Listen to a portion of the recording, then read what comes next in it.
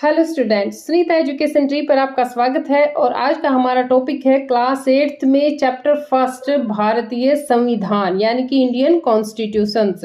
हम इसमें आज जानेंगे लॉन्ग एंड स्मॉल क्वेश्चन यानी कि हमारे अभ्यास के प्रश्न, छोटे क्वेश्चन, मैप भी करेंगे हम पार्ट से रिलेटेड और वेरी इंपॉर्टेंट क्वेश्चन भी करेंगे।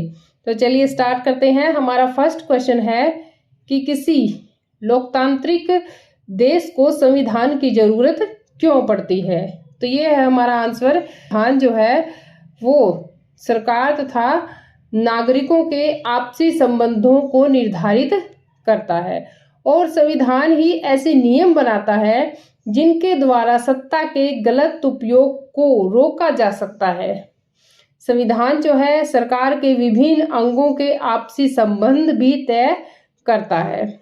संविधान जो है वो सरकार के ढांचे तथा सरकार के विभिन्न अंगों की शक्तियों की व्याख्या करता है और यह उन आदर्शों को स्थापित करता है जिनके आधार पर नागरिक जो है अपने देश को अपनी इच्छा और सपनों के अनुसार चला सकते हैं। कुल मिलाके क्या है कि संविधान जो है नियमों का एक ऐसा समूह होता है जिनको एक देश के सभी लोग अपने देश को चलाने की पद्धति यानी कि परंपरा के रूप में अपना सकते हैं।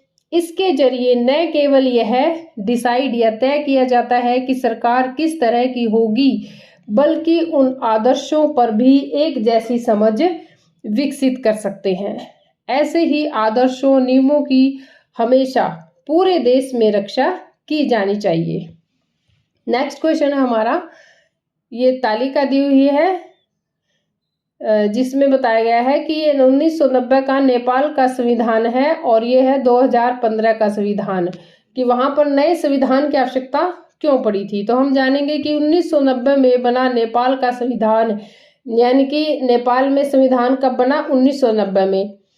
और वो किस सिद्धांत पर आधारित था कि शासन सर्वोच्च सत्ता है यानी कि जो सबसे बड़ी शक्ति है वो राजा के पास रहेगी और वह समस्त कार्यकारी शक्तियों का प्रयोग करेगा।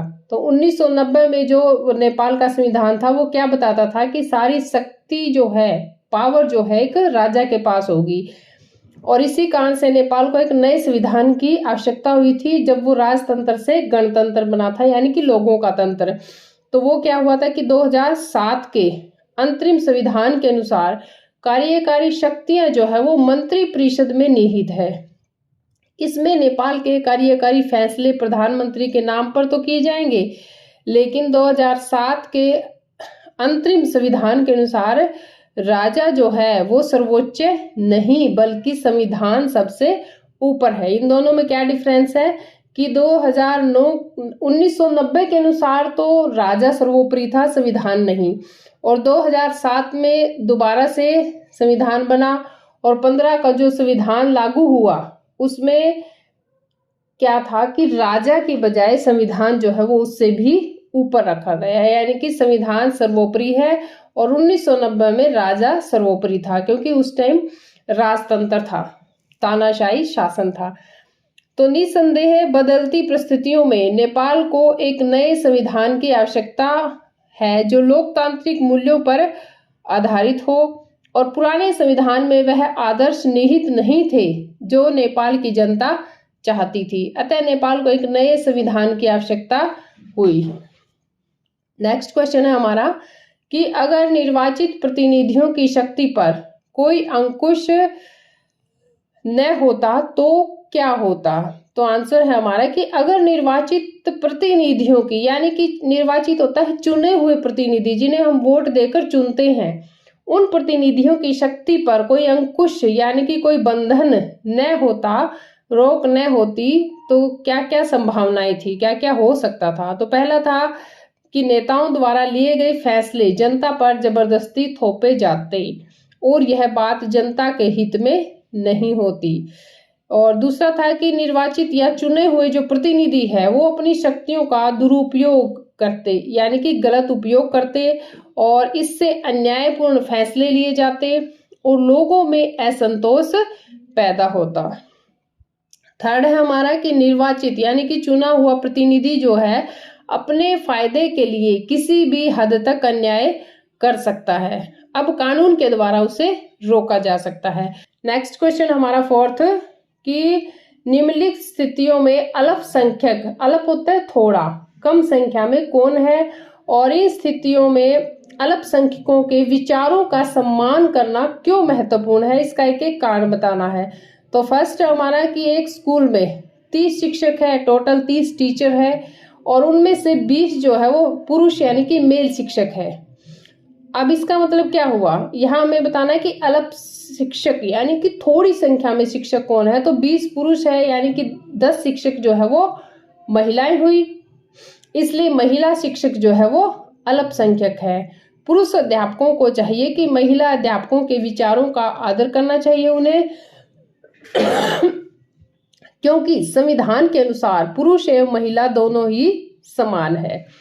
सेकंड है हमारा कि एक शहर में 5% लोग बौद्ध धर्म को मानते हैं, यानी कि बौद्ध धर्म को मानने वाले 5% लोग हैं, तो बाकी धर्मों को मानने वाले कितने हुए, 95%, 95% जो बौद्ध धर्म को नहीं मानते हैं, दूसरे धर्मों को मानते हैं। तो इसलिए उन 95% लोगों को चाहिए कि वो बौद्ध धर्म को मानने वाले लोग अल्पसंख्यक है और उनके विचारों का सम्मान करें, उनके धर्म का भी सम्मान करें और विचारों का भी सम्मान करें। नेक्स्ट हमारा कि एक कारखाने के भोजनालय में 80% कर्मचारी जो है वो शाकाहारी है, यानी कि 20% कर्मचारी मांसाहारी है, तो मांसाहारी कर्मचारी अल्पसंख्यक है। पहले हमें यही बताना है ना कि अल्पसंख्यक कौन है। तो शाकाहारी कर्मचारियों को मांसाहारी कर्मचारियों के विचारों का सम्मान करना चाहिए और उन्हें अपनी पसंद का खाना खाने का अधिकार देना चाहिए। और नेक्स्ट हमारा कि 50 विद्यार्थियों की कक्षा में 40 विद्यार्थी संपन्न परिवारों से है। संपन्न का मतलब होता है अमीर परिवारों से है, तो 10 विद्यार्थी गरीब परिवार के हुए, तो वही अल्पसंख्यक यानी कि कम संख्या में हुए। और इस स्थिति में क्या होगा कि संपन्न परिवार यानी कि अमीर परिवार के विद्यार्थियों को गरीब विद्यार्थियों का आदर करना चाहिए, ताकि गरीब परिवार के विद्यार्थी भी अपने आप को हीन न समझे और अपनी पढ़ाई जो है वो अच्छे से कर सके।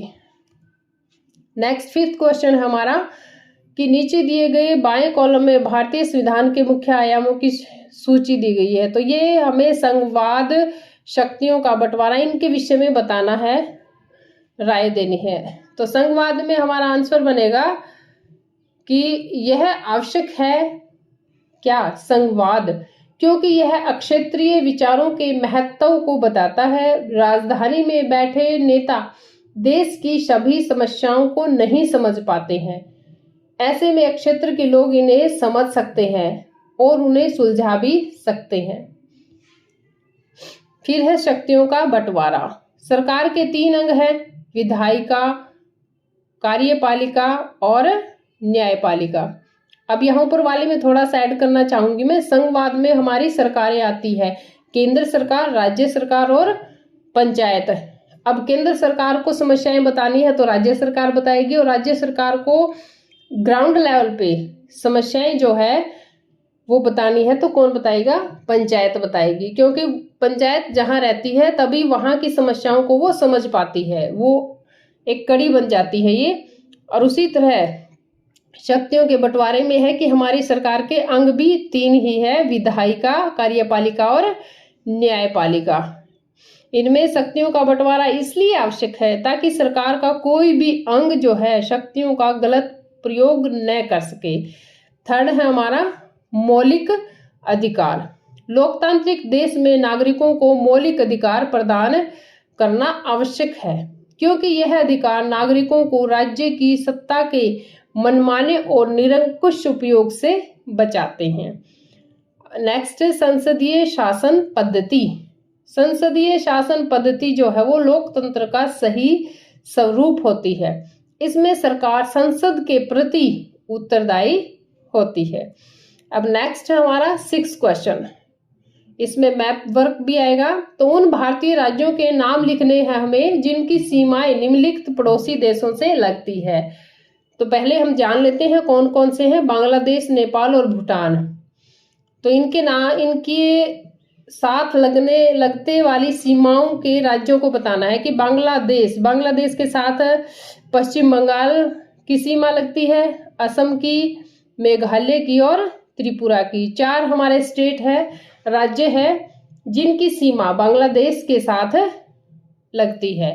नेपाल ये भी हमारे कौन सी दिशा में स्थित है? नेपाल उत्तर की दिशा में स्थित है भारत के। तो नेपाल के साथ लगती है उत्तराखंड, उत्तर प्रदेश, बिहार, पश्चिम बंगाल और सिक्किम, यानी कि 5 राज्यों की सीमाएं नेपाल के साथ लगती है। भूटान से लगती है सिक्किम, पश्चिम बंगाल, असम, अरुणाचल प्रदेश। 4 राज्यों की सीमाएं भूटान के साथ लगती है। अब यहाँ पे आप ध्यान ये रखना कि पश्चिम बंगाल की सीमाएं जो है वो तीनों के साथ ही लगती है, तो ये ध्यान रखना, आपको मैप वर्क करने में आसानी रहेगी। जो हमारा पश्चिम बंगाल है इसकी सीमाएं किसके साथ लगती है? तीनों के साथ ही लगती है, बांग्लादेश के साथ भी, भूटान के साथ भी और नेपाल के साथ भी। ठीक है, और कोई है ऐसा जिसकी सीमाएं तीनों से लगती हो? सिक्किम की 2 के साथ लगती है, नेपाल और भूटान के साथ, और असम की भी 2 के साथ लगती है, बांग्लादेश और भूटान के साथ। तो आप इस तरह से इनको याद करना, असम ये है तो इसकी बांग्लादेश और भूटान से लगती है, और सिक्किम की भूटान और नेपाल से। तो ये इनके नीचे मैंने एक्स्ट्रा दे दिया है कि राज्य है और उनकी राजधानियां हैं। पश्चिम बंगाल की कोलकाता है, असम दिसपुर, और मेघालय की राजधानी है शिलोंग, त्रिपुरा की अगरतला, उत्तराखंड की देहरादून, उत्तर प्रदेश लखनऊ, बिहार की राजधानी है पटना, सिक्किम की गंगटोक, और अरुणाचल प्रदेश की राजधानी है ईटानगर। चलिए अब हम इसका मैप कर लेते हैं। तो ये देखिए, सबसे पहले हमारा क्या था? बांग्लादेश, फिर नेपाल करेंगे, फिर भूटान करेंगे। तो बांग्लादेश में ये रहा हमारा, ये तो नेपाल है भैया, बांग्लादेश ये रहा नीचे इधर, पश्चिम बंगाल यहाँ पे है, ये आराम से ये देखिए ये आ गया बांग्लादेश। ठीक है, तो बांग्लादेश के साथ कौन कौन सी सीमाएं लगती है आप मैप में देख सकते हैं। पश्चिम बंगाल यहाँ तक फैला हुआ है, उसके बाद है ऊपर भूटान आ गया, इधर असम की, मेघालय, ठीक है, और त्रिपुरा, यही है ना, 4 है बांग्लादेश की, ये रही पश्चिम बंगाल, असम, मेघालय और त्रिपुरा। ओके, उसके बाद था हमारा नेपाल तो ये है हमारा इधर, ठीक है, ऊपर चीन है, ये पड़ोसी देश, ये भी आप ध्यान रखना।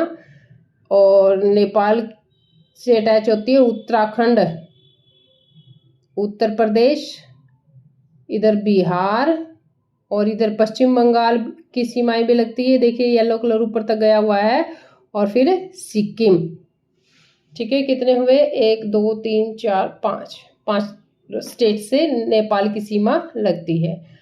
उसके बाद बचा हमारा भूटान, तो भूटान है यहाँ सिक्किम के पास, ये देखिए भूटान से लगती है सीमा, सिक्किम की, पश्चिम बंगाल की, असम की, और ऊपर अरुणाचल प्रदेश की। ओके, यही है ना, सिक्किम, पश्चिम बंगाल, असम, अरुणाचल प्रदेश, 4 की सीमाएं लगती है। तो आप इस तरह से इस मैप को अच्छे से याद कर ले। याद रखें कि पहले पश्चिम बंगाल जो है वो ऐसा स्टेट है जिसकी सीमाएं तीनों के साथ लगती है। यहाँ पे इनके मैंने राज्य और राजधानियां भी दे दी है जो इनके आसपास आते हैं। ठीक है, तो चलिए अब छोटे क्वेश्चन करते हैं हम कि संविधान का क्या अर्थ है। संविधान जो है वो लिखित नियमों का ऐसा समूह होता है जिसके अनुसार देश का शासन चलाया जाता है, और इसमें सरकार की शक्तियों और नागरिकों के अधिकारों और सरकार के विभिन्न अंगों की शक्तियों का उल्लेख भी होता है। अब छोटे क्वेश्चन करेंगे हम। फर्स्ट बनेगा कि भारतीय संविधान सभा के गठन की मांग पहली बार किसने और कब उठाई। यहाँ 2 क्वेश्चन भी बन जाएंगे कि पहली बार कब उठाई, किसने उठाई। तो ये उठाई थी 1934 में भारतीय राष्ट्रीय कांग्रेस ने। भारतीय संविधान सभा का गठन कब किया गया? 1946 ईस्वी में, 1946 में, यानी कि आज़ादी से 1 साल पहले, 6 महीने लगभग, 15 अगस्त को आज़ाद हुआ था भारत। तो भारतीय, नेक्स्ट क्वेश्चन हमारा कि भारतीय संविधान सभा ने कब से कब तक स्वतंत्र भारत के लिए नए संविधान का प्रारूप तैयार किया था? तो ये किया था दिसंबर 1946 से नवंबर 1949 तक। भारत कब आजाद हुआ था? 15 अगस्त 1947 को। नेक्स्ट है, भारतीय संविधान बनने के समय भारत के प्रधानमंत्री कौन थे? तो उस समय थे पंडित जवाहरलाल नेहरू।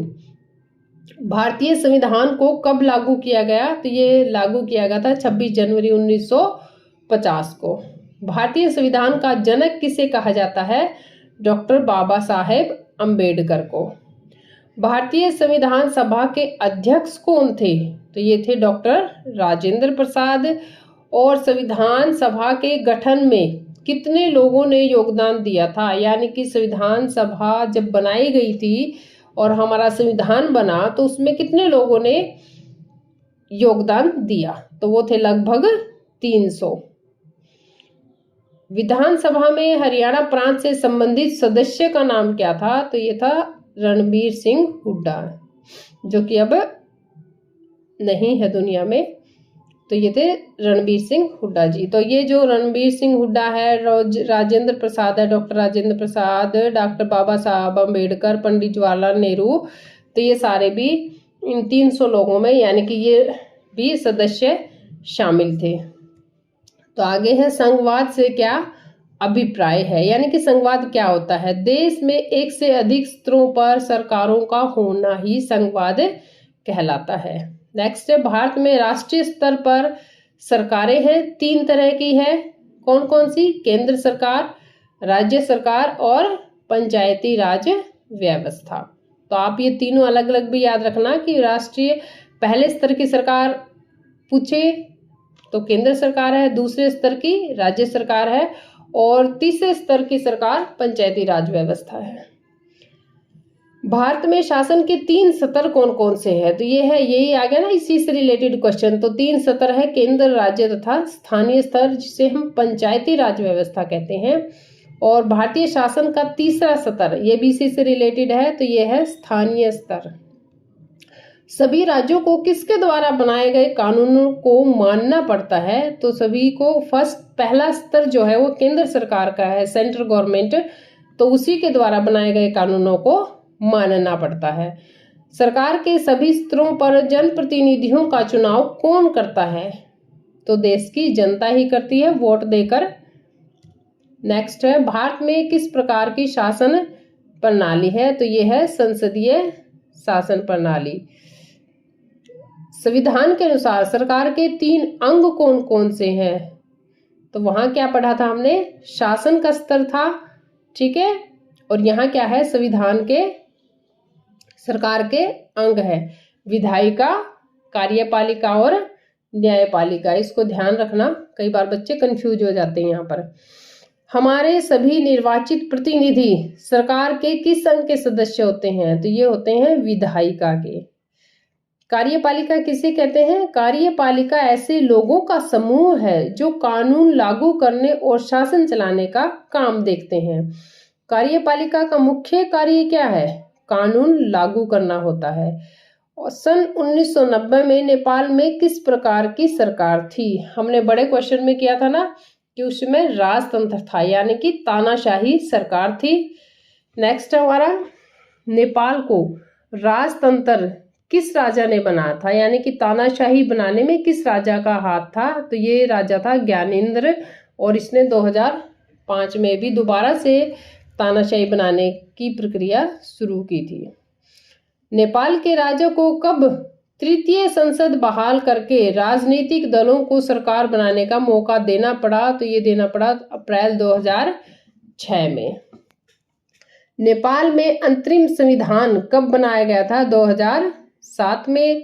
भारतीय संविधान में नागरिकों को कितने मौलिक अधिकार दिए गए हैं? तो ये इंपॉर्टेंट क्वेश्चन है, कितने मौलिक अधिकार दिए गए हैं? तो ये है 6। भारतीय संविधान में नागरिकों को कितने मौलिक कर्तव्यों का उल्लेख है? यानी कि अधिकार 6 है और हमारे कर्तव्य, मौलिक कर्तव्य जो है वो कितने हैं? 11 है। मौलिक अधिकार नागरिकों को किससे बचाते हैं? राज्य की सत्ता के मनमाने और निरंकुश उपयोग से। नेक्स्ट है, अंतः सामुदायिक वर्चस्व किसे कहते हैं? जब किसी एक ही समुदाय के भीतर कुछ लोग दूसरों को दबाते हैं, इसे कहते हैं अंतः, यानी कि एक ही समुदाय के अंदर एक दूसरे को दबाना। और अंतर सामुदायिक वर्चस्व इसमें होता है कि एक समुदाय दूसरे समुदाय के ऊपर दबदबा होता है इसमें, यानी कि अल्पसंख्यक जैसे बहुसंख्यकों को या निरंकुशता करते हैं या दबाते हैं, यानी कि एक समुदाय दूसरे को दबाता है तो अंतर सामुदायिक। और एक ही समुदाय के अंदर जब एक दूसरे को दबाया जाता है, अपने से कमजोर समझा जाता है, तो वो अंतः सामुदायिक वर्चस्व कहलाता है। नेक्स्ट है कि संप्रभु का शब्द का क्या अर्थ है? लोकतंत्र में जनता को संप्रभु माना जाता है, अर्थात बाहरी नियंत्रण से मुक्त स्वयं निर्णय लेने की जनता की शक्ति ही संप्रभुता है। सार्वभौमिक वैश्विक मताधिकार क्या है? सार्वभौमिक वैश्विक मताधिकार का अर्थ है कि एक निश्चित आयु पूरी करने के बाद सभी नागरिकों को मत देने का अधिकार प्राप्त हो। हमारे यहाँ उम्र है 18 साल। धर्मनिरपेक्ष राज्य से क्या अभिप्राय है? तो इसमें राज्य का अधिकृत रूप से किसी धर्म को राज्य धर्म के रूप में मान्यता नहीं देता है। राज्य जो है वो सभी धर्म उसके लिए समान होते हैं और सभी धर्मों का सम्मान करता है। नेक्स्ट है कि क्या राजतंत्र और गणतंत्र देश का संविधान एक जैसा हो सकता है? नहीं, क्योंकि राजतंत्र में राजा जो है तानाशाही होता है, वो अपने अनुसार संविधान में परिवर्तन कर लेता है। और गणतंत्र में गण मीन्स लोगों का तंत्र होता है। अगर किसी नागरिक को लगता है कि उसके मौलिक अधिकारों का उल्लंघन हो रहा है तो वह किस अधिकार के अंतर्गत अदालत जा सकता है? हम इन अधिकारों को आगे विस्तार से भी करेंगे थोड़ा सा। तो यह है संवैधानिक उपचारों का अधिकार है। कौन सा मौलिक अधिकार अल्पसंख्यक समाजों के अधिकारों की रक्षा करता है? तो यह है सांस्कृतिक और शैक्षणिक अधिकार। शिक्षा का अधिकार किस मौलिक अधिकार के अंतर्गत आता है? स्वतंत्रता का अधिकार। एक 13 साल का बच्चा किसी कारखाने में मजदूरी करता है तो इसमें किस मौलिक अधिकार का उल्लंघन हो रहा है? तो ये हो रहा है शोषण के विरुद्ध अधिकार का। यदि किसी राज्य का नेता दूसरे राज्य के लोगों को अपने राज्य में काम करने से रोकता है तो किस मौलिक अधिकार का उल्लंघन है? ये है स्वतंत्रता का अधिकार। नेक्स्ट है हमारा कि भारतीय संविधान कितने समय में बनकर तैयार हुआ था? तो ये हुआ था 2 साल 11 महीने 18 दिन में। लगभग 3 साल थे, लेकिन एक्यूरेसी क्या रहेगी? 2 साल 11 महीने 18 दिन। भारत में मताधिकार प्राप्त करने की न्यूनतम होती है कम से कम आयु क्या होनी चाहिए? 18 वर्ष। नेपाल भारत की किस दिशा में स्थित है? तो ये है उत्तर दिशा में। आप देख सकते हैं ऊपर, ये उत्तर दिशा है। पूर्व कौन सी है? ईस्ट। तो ये वाली ईस्ट है, ठीक है। ईस्ट, वेस्ट, नॉर्थ, यानी कि पूर्व, पश्चिम, उत्तर, ऊपर की तरफ। तो ये ऊपर जो है नेपाल जो है उत्तर की साइड में है और नीचे जो है श्रीलंका और मालदीव ये किधर है? दक्षिण की तरफ। भारत के पड़ोसी देश कितने हैं? तो ये है 9। कौन कौन से हैं? तो हम देखेंगे कि श्रीलंका, मालदीव जो कि नीचे की तरफ है, मालदीव, ठीक है। और यहां से है ये श्रीलंका, और म्यांमार, बांग्लादेश, नेपाल, भूटान, चीन, अफगानिस्तान और पाकिस्तान। बांग्लादेश, नेपाल और भूटान तो हम पीछे कराए मैप में। श्रीलंका, मालदीव नीचे की तरफ है। पाकिस्तान और चीन का आपको पता है। तो म्यांमार देख लीजिए, ये देखो म्यांमार है, इधर पूर्व की साइड में ही पड़ता है, ये म्यांमार है। ऊपर चलेंगे तो भूटान आएगा यहाँ पर, ये नेपाल है, यहाँ चाइना है, और फिर आगे चलेंगे तो ये जो येलो कलर में है ये अफगानिस्तान है। अफगानिस्तान से थोड़ी सी सीमा जो है हमारी टच होती है इंडिया की, और इधर है पाकिस्तान। तो ये टोटल कितने हो गए? 9। अब क्वेश्चन है कि भारत की जमीनी सीमाएं कितने देशों से लगती है? तो हम देख ही रहे हैं कि नीचे मालदीव और श्रीलंका, इनसे हमारी समुद्र की सीमा यानी कि पानी की सीमा लगती है, जमीन टच नहीं हो रही है। तो ऊपर के जो 7 देश बचे हैं उनसे हमारी जमीनी सीमाएं लगती है। तो कितनी हुई? 7, टोटल है 9। नेक्स्ट हमारा, दुनिया का पहला संविधान किसने लिखा था? तो वो लिखा था वैवस्वत मनु ने, जो कि हजारों साल पुराना है। भारतीय संविधान को अंग्रेजी भाषा में किसने लिखा? प्रेम बिहारी नारायण ने। भारतीय संविधान की मुख्य विशेषता क्या है? भारतीय संविधान जो है वो विश्व का सबसे बड़ा, विस्तृत मतलब बड़ा, विशाल लिखित संविधान है विश्व का, ध्यान रखना ये। और हमारे संविधान सभा की पहली महिला सदस्य कौन थी भारतीय संविधान सभा की? तो ये थी श्रीमती रेणुका। संविधान के प्रारूप पर, भारतीय संविधान के प्रारूप पर हस्ताक्षर करने वाले पहले व्यक्ति थे पंडित जवाहरलाल नेहरू। और सबसे पहले किस देश के संविधान से प्रस्तावना की शुरुआत हुई थी? तो ये हुई थी अमेरिका के संविधान से। नेक्स्ट है हमारा, भारतीय संविधान की प्रस्तावना का जनक किसे माना जाता है? तो ये माना जाता है पंडित जवाहरलाल नेहरू को। भारतीय संविधान की प्रस्तावना कहाँ से ली गई है? अमेरिका के संविधान से। भारतीय संविधान की प्रस्तावना के अनुसार सत्ता का स्रोत कौन है? तो ये है भारत के लोग। भारतीय संविधान की अंतरात्मा कौन से खंड को कहा जाता है? तो अंतरात्मा कहा जाता है मौलिक अधिकारों वाले खंड को। अभी देखिए आप ऊपर की प्रस्तावना की बात हो रही थी, तो प्रस्तावना मैंने साइड में पिक्चर्स दी हुई है कि भारत का संविधान उद्देशिका, और इसी को प्रस्तावना भी कहते हैं। ये आपके जो टेक्स्ट बुकें होती है हर सब्जेक्ट की, उनमें हमारे मौलिक कर्तव्य, किसी में अधिकार और उद्देशिका या प्रस्तावना, ये आपके हर बुक में इनमें से कोई ना कोई दिया हुआ अवश्य होता है। कभी ध्यान से देखना उसको। अभी भी आप अपनी बुक से ये करने के बाद चेक कर सकते हैं कि हर बुक में स्टार्टिंग में ही, लेसन स्टार्ट होने से पहले ही ये दिए होते हैं। तो हमारा लास्ट क्वेश्चन है कि अंतरात्मा किसे कहा जाता है? मौलिक अधिकारों वाले खंड को। अब मौलिक अधिकारों के बारे में जानेंगे हम। तो ये हमारे मौलिक अधिकार हैं 6, जिसे भारतीय संविधान की अंतरात्मा कहा जाता है। तो सबसे पहला अधिकार है समानता का अधिकार। इसमें मैंने छोटे और बड़े दोनों क्वेश्चन बना दिए हैं। तो ये आता है अनुच्छेद 14 से 18 तक। हमारे संविधान में 14 से 18 अनुच्छेद तक समानता का अधिकार है, इसका वर्णन किया गया है। और इसमें बताया गया है कि सभी लोग कानून के समक्ष समान है। धर्म, नस्ल, जाति, लिंग, जन्म स्थान के आधार पर कोई भेदभाव नहीं होगा। नेक्स्ट है हमारा स्वतंत्रता का अधिकार। ये हम आता है हमारे संविधान के अनुच्छेद 19 से 22 तक। और इसके अंतर्गत आता है कि नागरिकों को भाषण व विचार अभिव्यक्ति की स्वतंत्रता है। शांतिपूर्ण तरीके से संभावित करने व संघ या संगठन बनाने की भी स्वतंत्रता है। नेक्स्ट है शोषण के विरुद्ध अधिकार। शोषण मीन्स अत्याचार। यह आता है हमारा अनुच्छेद 23 से 24 में 2 में है शोषण के विरुद्ध अधिकार। और इसमें है कि 14 वर्ष से कम आयु के बच्चों से काम करवाना कानूनन अपराध है। नेक्स्ट हमारा धार्मिक स्वतंत्रता का अधिकार। ये आता है 25 से 28 अनुच्छेद तक। और इसमें बताया गया है कि प्रत्येक व्यक्ति अपनी इच्छा अनुसार किसी भी धर्म को मानने, उसका प्रचार प्रसार करने का अधिकार है। सभी को, राज्य का अपना कोई धर्म नहीं होता है, राज्य के लिए सभी धर्म समान होते हैं।